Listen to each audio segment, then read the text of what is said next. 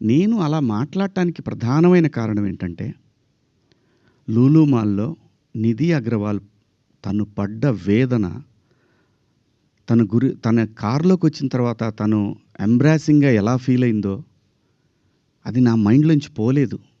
వారం రోజులవుతున్నా నా మైండ్‌లోంచి పోలా. ఆ తర్వాత ఇమ్మీడియేట్‌గా సమంత గారి మీద. తెలుగు సినిమాలో నేను ఈ ఇండస్ట్రీకొచ్చిన తర్వాత 90% ఆర్టిస్టులు, ఫీమేల్ ఆర్టిస్టులు ఎప్పుడు కూడా లైక్ రమ్యకృష్ణ గారు గానివ్వండి, జయసుధ గారు గానివ్వండి, విజయశాంతి గారు, వీళ్ళు కట్టుకున్న శారీస్ మీద, వీళ్ళు వేసుకున్న డ్రెస్సుల మీద షాపుల్లో అమ్మేసేవాళ్ళనమాట. నేను ఎవ్వరిని ఈ డ్రెస్సులు వేసుకోండి, ఆ డ్రెస్సులు వేసుకోండి, మీరు కప్పేసుకోండి అని నేను చెప్పలేదండి. నేనెవడిని చెప్పటానికి? సమాజంలో ఏ రుగ్మత వచ్చినా గానీ, సమాజం సినిమా వల్ల చెడిపోతుంది.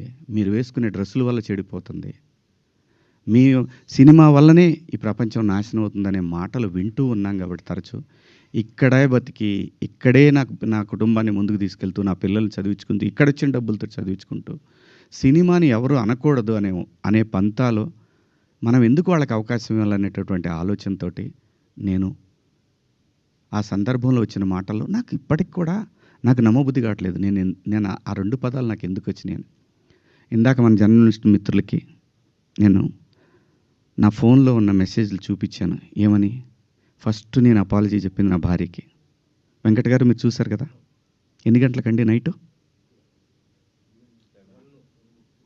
1:30కి.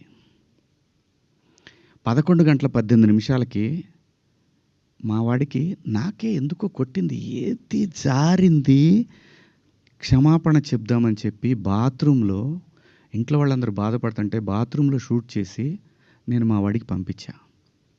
అది మీకు కూడా వినిపించాను వెంకట్ గారు, వేణు మీకు వినిపించాను. ఈ వీడియో కాదు, ఇప్పుడు చూస్తున్న వీడియో కాదు. అంతకుముందే ఆ వీడియో 11:18 ఉంది.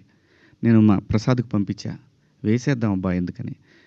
అది అందరూ ఫ్లోలో వెళ్ళిపోయింది. పెద్దగా ఏమీ లేదు. ఎందుకు కెలుక్కోవటం అన్నారు.